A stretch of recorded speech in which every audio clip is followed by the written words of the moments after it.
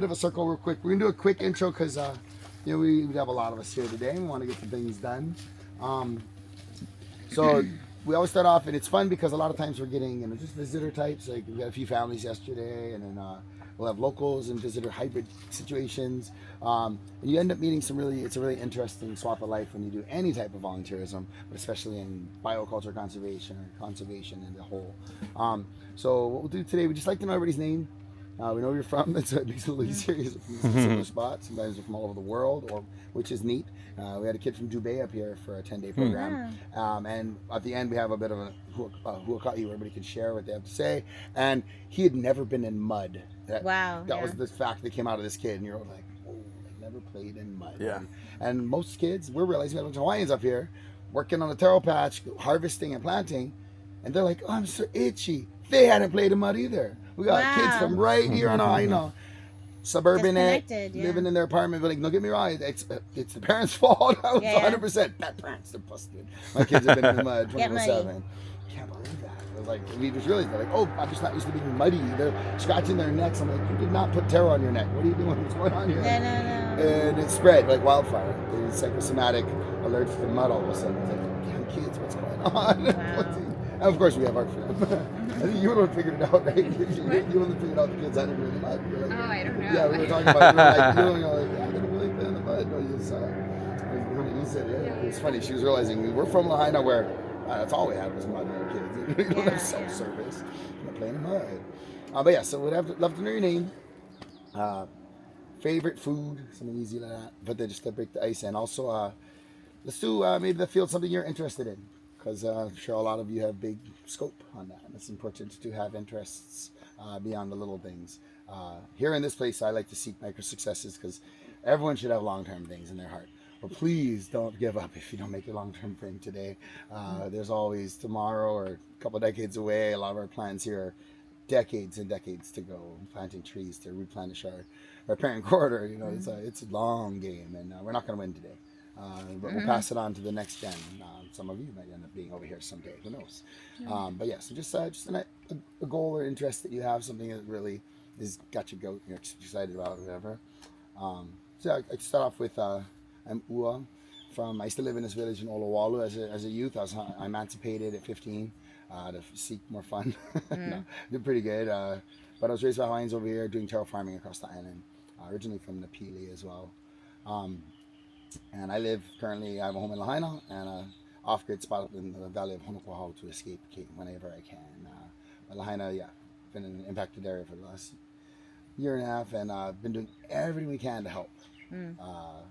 And my favorite food is a stuffed parrotfish, but imagine having a food that you can't go get anymore. If you go to the outer islands, go to Lanai, there's a lot of uhu on Lanai. But they're a really important species. They're eating and making sand all the time. And when I was a kid, there was tons. You go out in the water, there'd be a good dozen you'd see on any given swath. You're gonna open up your eyes and see what you see. Now, sadly, you go out there's one little one running for its life, and you go to sometimes the Filipino market, and they have them when they still have teeth. They don't have a beak yet, and they'll have them in the market. And you just want to punch somebody. You're like, why did you kill that little baby? And a 10-pound uhu on the grill with some onions, mayonnaise, tomato, little sausage, lots of mayo, and you turn them on the fire for about 2 hours. Oh my God, so good. Nothing like a stuffed uhu. My long-term goal has been, I hope I graduated to be a practitioner almost a decade ago. It is a decade ago now. And it was allowing me to kind of step into my kumu, who's quite old. My kumu, Mary Kamanapaku, you wrote the Hawaii dictionary. So you have these lineage to your teachers and where it comes from. And you have to have a real kumu to practice hula with a capital H. There's a ratified legal document saying so. If you just go like this, that's not hula, that's hula hula. The kids do it. It's cool, but it's not hula. So I did hula until I graduated to do the practitioner level things. And Kumu said, it's like your guys' turn now. And we blessed Mo'okiao Pilani, the voyaging canoe of Maui. I get to carry my kumu on that and go drop an offering to the god of the sea. So we do protocol, and I travel around. Protocol builds upon protocol somehow, and so I've been traveling around doing it for many years. And now my phone rings all the time to do these blessings. I blessed a couple restaurants last week. I'm blessing one today. These are all these Lahaina displaced Lahaina businesses. I work in one too. I do karaoke for 4 nights a week. I did 20 hours of karaoke already this week. 25 hours in 6 days of karaoke. So it's a Lahaina business, feeding Lahaina people. These businesses are little Lahaina villages where there's a chief and everyone gets to sustain themselves working together. And it's commercial, but there's a spiritual to that in Hawaii. It's, you're a little bit of a hui, a village. And so my dream really is more to keep reawakening these my village's small little sensory feelings and get the people back to life. So yeah, I kind of long-term game is to just keep Lahaina people's mana olana is called hope. Everybody can say mana olana. Mana olana. It's the spiritual essence of just hope, of being able to have forward vision and not let things kind of kick you in the gut when it feels junk, because sometimes it doesn't feel very good that day. But if you do a big prayer with a bunch of people and combine everyone's energy, you can bring a little more mana olana to each day. So yeah, so just to continue to build in that and thrive in that. But yeah, that's my long term. And your home team first. Okay. Hi everyone, my name's Mihana. I'm here with Coral Reef Alliance with my partner Sarah. And we're just here doing some monitoring plans, taking some water quality data today for our baseline data sheet. And my favorite food, probably a poke bowl.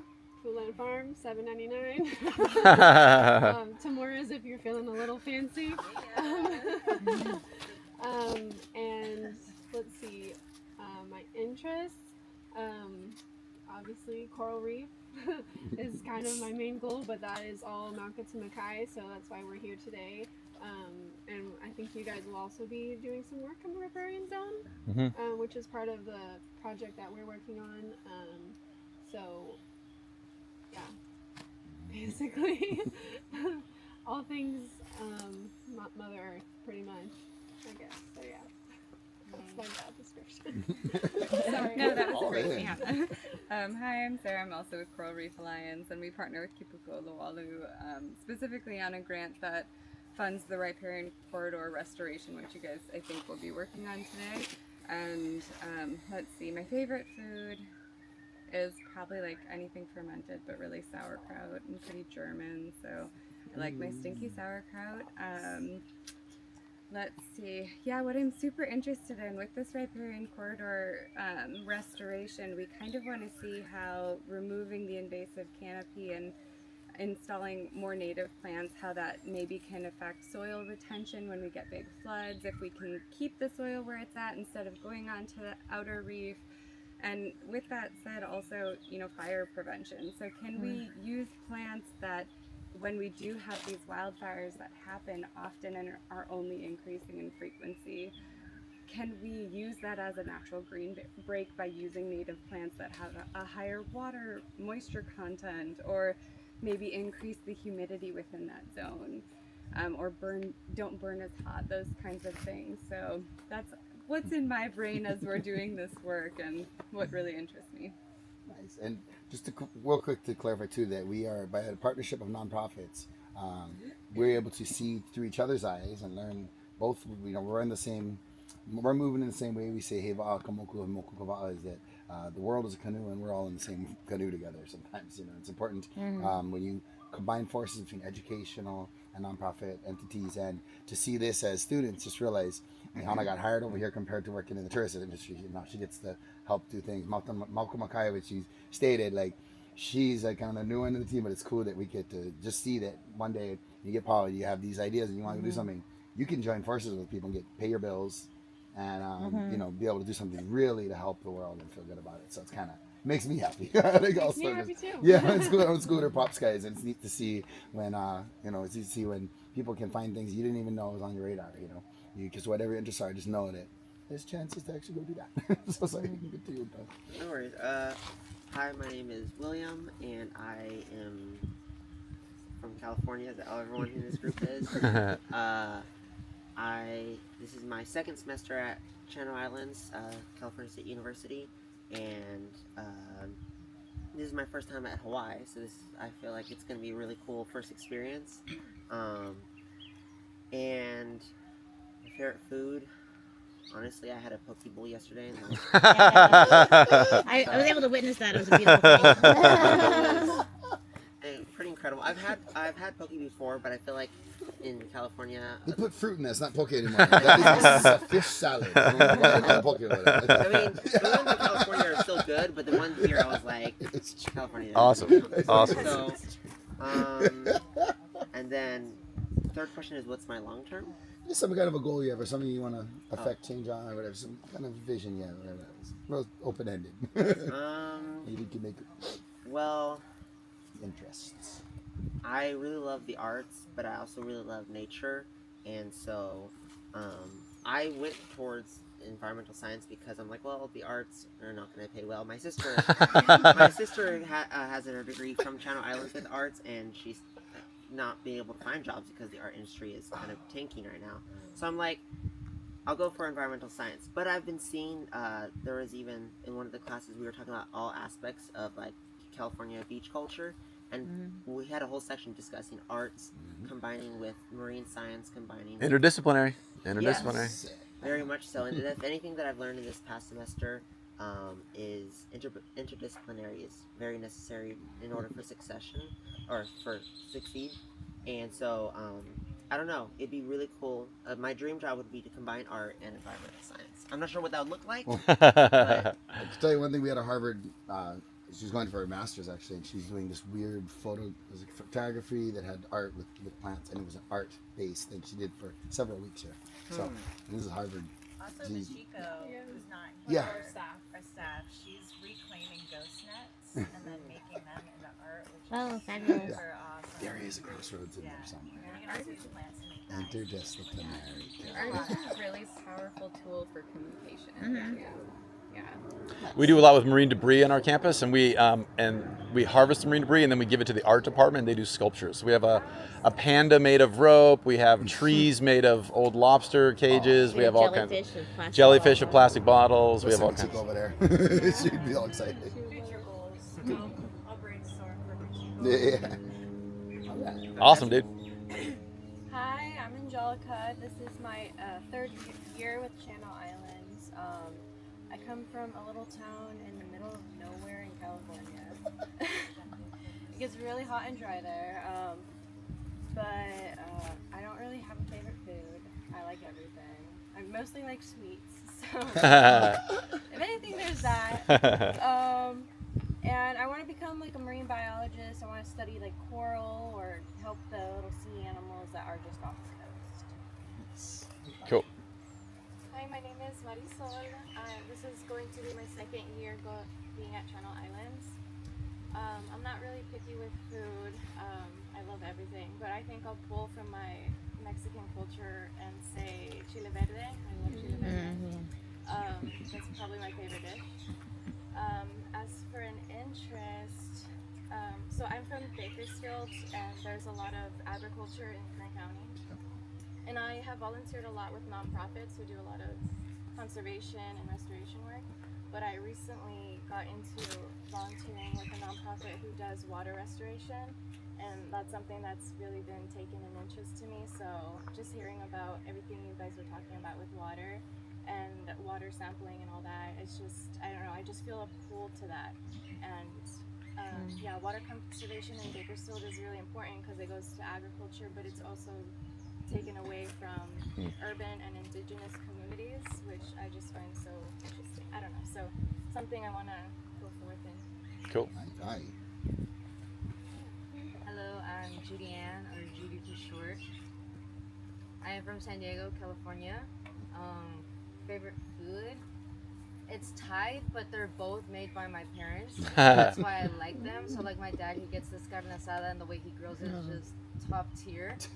Oh, love it. And then my mom like will make spaghetti with like ground beef, and it's just like it's not like the best, but it's the fact that my mom makes it. Yeah. Like, Yeah. in my eyes, it's the best. Long-term goal, kind of similar to William. I chose chemistry as my main major, and then I started getting really involved with like the environmental science department, and then I took an environmental chemistry class this past semester, and we went to some wastewater treatment facilities, and that made me realize that again, like the interdisciplinary aspects of everything. So maybe that's what I want to go into. I don't know what specifically, so it's really interesting that you guys are here to do like water quality testing. thoughts on. That's all I got. Sweet, sweet, sweet. Hi, my name is Mia. I have about 3 semesters left at Channel Islands before I graduate. I'm from Corona, California, which is more inland. It gets really hot and dry there too. There's a lot of like orange orchards there. That's pretty much all I know about the area though. Favorite food? I like a lot of things. I went to Honolulu, I think like 2 years ago, and I realized I love locomoco. Never wanted to try it before. Fell in love. I'm also a huge dumpling person, so there's that. Interests. I used to want to work in a restaurant, and like I love cooking. That's like my love language. And then I started working in a restaurant. I realized I don't want to hate my life. I changed it to environmental science 2 years ago, and I've been researching whales and dolphins and how sound pollution affects them. So I definitely want to move in that direction somehow, but I don't know how. So. Cool. I'm Zach. I like pickles. All varieties as long as they're not sweet. Anything pickle is good. And long-term goal would be to have something like this, but in coastal California. I can't leave California. It's 6th generation Californian. I can't leave. But to have a piece of land on a riparian corridor that I can take care of and it can take care of me would be the ideal. It's kind of a pipe dream, but maybe one day. Gotta have dreams, dude. Gotta have dreams. Hi, I'm Ryan.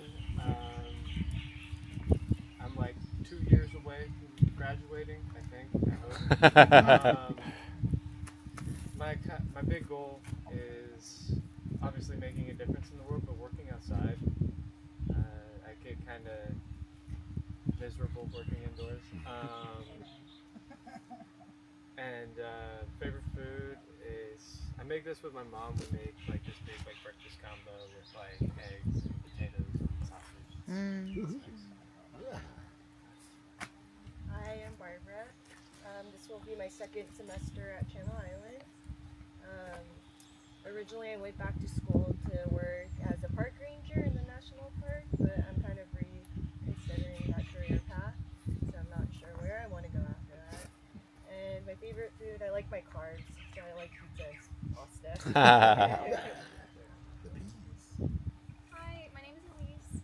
I'm from a small town called Ventura, a little bit north of LA on the beach. Cute little beachy town, very similar tourism industry as it is still Haifa. Let's see, my favorite food, I want to go strawberries. There's a strawberry festival in my hometown during the summer that is so fun, so good. And then I'd say my long-term goals are just like Margaret mentioned, I do want to work with the national parks as well. I would really like to kind of go into that more education perspective, working with the children groups that come through, kind of teaching them about conservation for the future, to kind of like instill those values in them and be like, okay, now go on and teach the rest of the world. Yes, sir. They definitely have jobs in this Yeah. Aloha again, Kesh. You already heard about me in the parking lot. What is it? Favorite food and what? Yeah. Food and a goal, some kind of Food and a goal. an interest you have in it. Alright, food, everything, but right now, because I'm starving, I can't stop thinking about this really delicious coconut corn weird soup from Indonesia. It was really awesome, and it's been just like stuck in my head, and I have no idea how to make it, but I really want to make it. It was so good, and it's been really cold for Maui. So soup sounds good. A goal of mine, it's pretty silly, but it's very attainable, which is important to have attainable goals, is watch every Studio Ghibli movie this year. So I'm going to watch 2 a month. Nice. Studio Ghibli? Girl, Oh, you better start watching them. damn. You're going to love it. Are they fun? Sometimes, not all of them. Some are pretty hardcore. They're the weirdest Like things the I've ever Firefly heard. one, that one's pretty hardcore. It's like, whoa. That's my Okay. Write that one down. I'll just text you. I am Tiana Napua. I am our coordinator for Kipuka. So I've been emailing with you to get you folks over here and get these scheduled in. My favorite food, I've been craving soups too. So like a good, let's see, like a luau stew where you take the kalo leaf and you use it almost like spinach and mix it with the broth and throw in a whole bunch of stuff. Usually you would just do just like beef with luau, but I like to throw in a whole bunch of random things like halo, ulu. Sometimes I'll do like kabocha squash and just whatever. Just make a good soup, stew. Yeah. With your giggly wigglies. Yes. And then a good goal of mine would be to incorporate, like what you're mentioning about, like incorporating arts and things for when we have bigger groups. And a lot of younger students come up here too, so it'd be nice to have different varieties of activities to do with them, like a little bit of work and then do an activity with them, but learning how to use the plants that are around us in different ways that maybe we haven't tried yet. Yeah. Something on my mind. I'm Donna, and I'm honored to be Sarah's mom. I'm just here for 2 months, and I grew up on a Wisconsin dairy farm, so I really know what farming is like from the. It's not very romantic. Right. I like to say it's not sexy work. And my favorite Stephen Sondheim song is Children in Art, and that is totally my focus in life. My grandchildren, my 4 children, the children that I give story times at the library, 1-year-olds and 2-year-olds every week, and all of the different ways I like to express art in my life and appreciate art in my life, including the beautiful surroundings of Hawaii.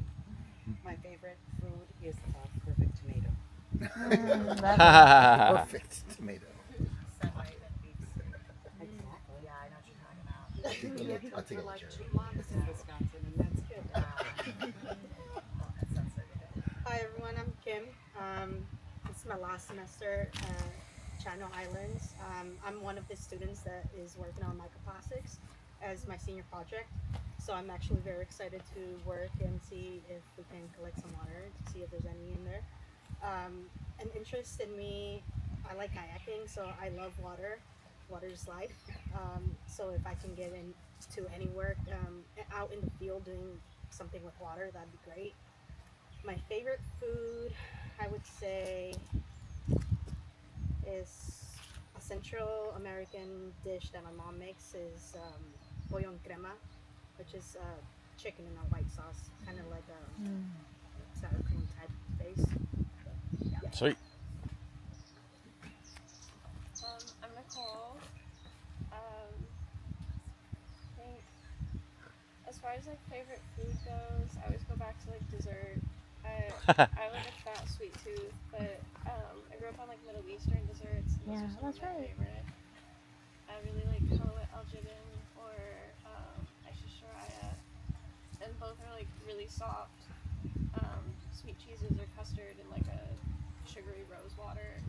So it's like really nice, but like not heavy sugar. It's like very light and delicate, and I love it. I think about it all the time.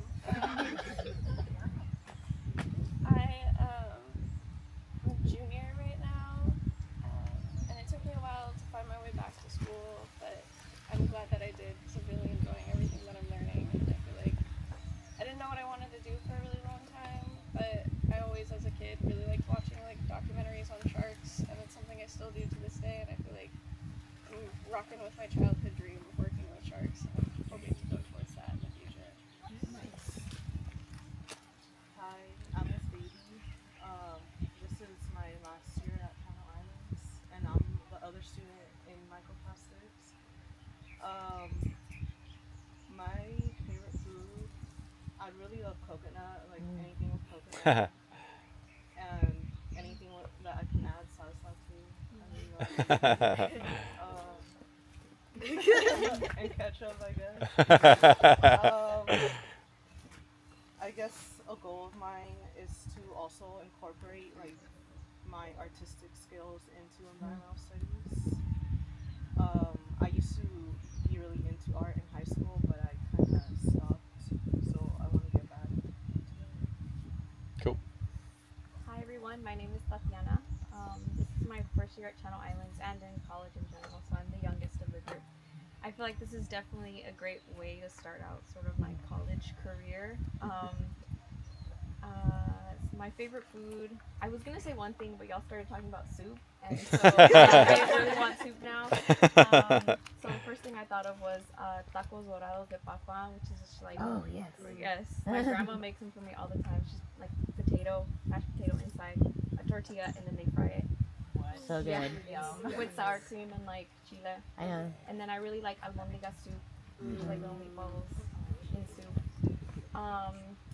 Something that I'm really interested in is learning about the cultural aspects of agriculture and the importance of it. I grew up like growing like plants in my grandma's backyard, and we always like had lemon trees. We have an avocado tree. We always had food to grow and like to eat. So I just want to learn more about that in different like cultures of the world. And yeah, that's it. My name's Dustin. My favorite food, I'd say Korean food. I really like tteokbokki, which is like rice cakes and a spicy sauce, or kimchi. Originally I'm from Southern California. I went traveling for a few years and then came back home, went to school. I was studying astronomy for a bit, which I still love, but I wanted something more hands-on. So now I mostly study archaeology. So I think the petroglyphs over there are really interesting. I'd like to take a closer look. But to be a good archaeologist, you have to know botany and geology, and so that's why I'm getting involved in environmental science, and hopefully I can be an archaeologist for national parks or forestry.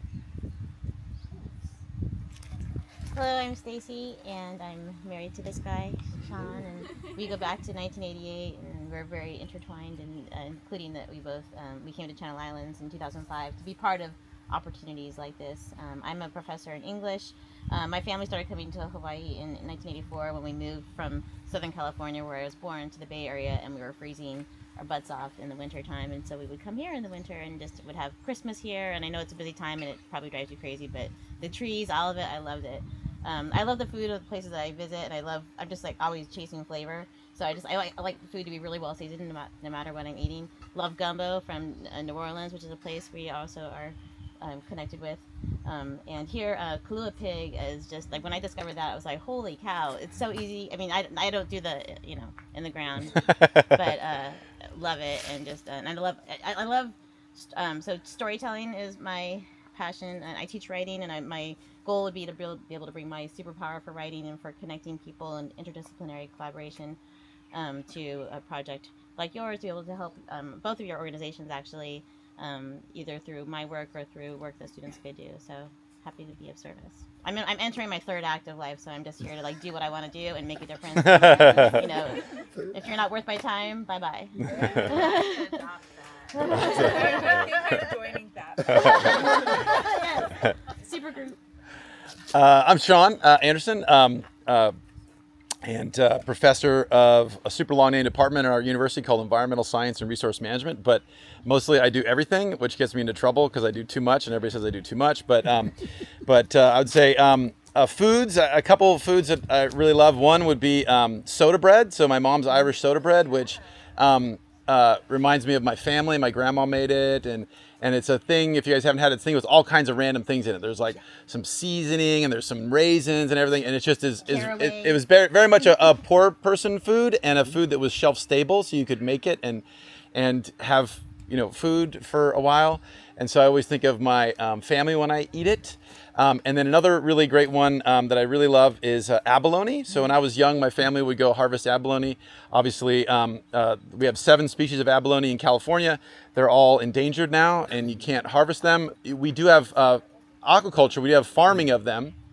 And it was great so I take a trip like this with my coastal management students up the Central Coast, and we visited an abalone farm, and we actually, this last trip, with several students that were here last year, and we bought some abalone, and they'd never eaten abalone because, again, it's endangered now. Since 1997, the fishery started closing. And so we barbecued up some abalone, and we were talking about this experience. They were talking about this experience, talking about food here last year, and none of them had abalone before, and we cooked it in the shell on the campfire, and it was really, really awesome. It was so abundant, even when I was in grad school, that's how we partially fed ourselves on the islands with just our going out and harvesting, fishing, spearfishing, and that. So abalone and my traditional family bread are my favorite ones. As far as goals, my goal is to try to keep these things going. Without going into a long story, it's getting harder and harder to do these types of experiences. Things are like, and this is not an attack at all, but like every single thing we do is a form. For us, it's a form, and it's constantly, I'm being challenged. Why do you want to take students here? Why do you need to do this? Why can't you take fewer people? Don't you need fewer faculty? Don't you need this and that? And it's not that people are anti these experiences, but people don't understand how impactful these things are and how logistically challenging they are. And given that our campus is having some financial problems, this is an easy thing to sort of cut, because it seems like there's only a handful of students here, so why should we keep doing these? But we think they're transformative. I know they're transformative, and we're super stoked that you guys are all here. So my goal is to see if we can keep going. This is the first trip we've had to do with 100% donor money. Historically, the university supports these trips. No university support other than letting the faculty come basically and letting us teach a class. So it's getting more and more tenuous. So my goal is to make these things more permanent and to do that. So I'll leave it there. Well, the way we do the circles every time, we do them with people who are just visiting as well a lot, but especially with students who want to be able to say your piece. Very important to have that as part of your experiences. A lot of times sometimes you feel like you're just in the corner, fly on the wall style. It's really nice. Thank you for sharing, everyone. The reason I ask about food with, I know you guys are high level learning and things like that. It's really important though to also relate yourself with food. What is really important about food? Is it from somewhere close to you? Is it something that's really good for you? Is it something with your affiliates? Is it something that relates you to your genealogy, to your people? And a lot of people's answer was straight up, it was like mom or something, I've actually Irish and all that stuff too. Like things like that. It's really important to have heritage, and it relates back to part of what we'll talk a little more about, ecological memory. Is that we're raised with these things, and food, people are getting further and further from their food. You have a lot of kids living in Nevada who like sushi. Like, what? Where's that coming from? Like you really are. Here in Hawaii before, it used to be used to blow my mind, asparagus. Like you're melting some Arctic cap right now, so you can have a piece of asparagus from far away. You can grow it right in the backyard, right? You don't want to know about all the oranges we had to throw out yesterday from Costco. Oh, they're all terrible. They're rocks. I mean, it's like inside. It's like, what happened in here? No, you can't you can't buy veggies at Costco in Hawaii. Just don't ever do that again. We have some markets around like that. Yeah, we did that. There you go. But like mine one being uhu, my favorite food. Same like your abalone. Used to be abundant. Used to be out there, free food. I was homeless as a kid. Trust me, I'd eat all the time out of the ocean. I would trade for potatoes with visitors. Give them trade them big old fish for some potatoes. And I was homeless, and it was great. I ate like a champ. I had a spear and a pair of goggles. But nowadays, my favorite food, I can't go poke it in the face, because I'd be looking at the guy like, oh, you're so beautiful, and you're gonna poop me some sand, and go out in that water and listen to that crunch. That's the thing. It used to be way louder. I used to just think snap, crackle, pop. That was just the way the ocean was. And you go down now, sit down the bottom, hug the sand. I do a lot of acoustics underwater, just hang out. And I wasn't ever scuba certified, although I did a lot of scuba back in the day. But go down, just hold your breath and stop and listen. The whales are gonna be talking to you. You really can hear the whale, feel the whales when you're out there now. I do a lot of canoe. You get off the canoe, we swim down 20 feet. You hear a certain level. You go down 30 feet, it's just like roaring. And then they had like a super ferry flying through there. You could that thing from about several miles away, and it was just a jet plane in the sea. It's horrifying. What's that sound? They had a super ferry, and it got shut down because it was just a huge mess. It would break down, but it was so loud. I'd be on the shore of Kakaloa, and you could feel it. I'm catching, like I'd be gathering limpet, gathering komopihi, and you just put your head on the water, and you can just feel it in the water. Imagine all the sea creatures. And it's just really sad. There's just giant rockets of the sea, and it's, But anyways, just food being important. How close do you really are to your food? And again, it's amazing. You get these little little teenagers, and they're just totally hooked on sushi. And you're like, wait, you live somewhere really far from your food. I've eaten Reno sushi, I almost died. I was like, what the hell? The high end stuff, sure, but what's up with that $20 all you can eat crap? It's horrible. But anyways, just more important that we do relate that. It's important to there is that cultural aspect, and culture is sometimes food. There's a lot of different things. But anyways, that was all for this morning's little one. We're gonna do some fun cultural education a little bit later. So we have some very specific things here that make us who we are. A lot of them are like our canoe plants. They relate us to the rest of the entire Polynesia, Melanesia, Micronesia. Things like the breadfruit, the ulu, that every canoe would have had that. And so our canoe culture is very important. And we'll talk about canoe plants a little bit again later. For now, we're going to destroy some of the enemies. We always like to get something done. It's really important to get at it. So we're at war. We're going to do some murder today. Just the bad guys, yeah.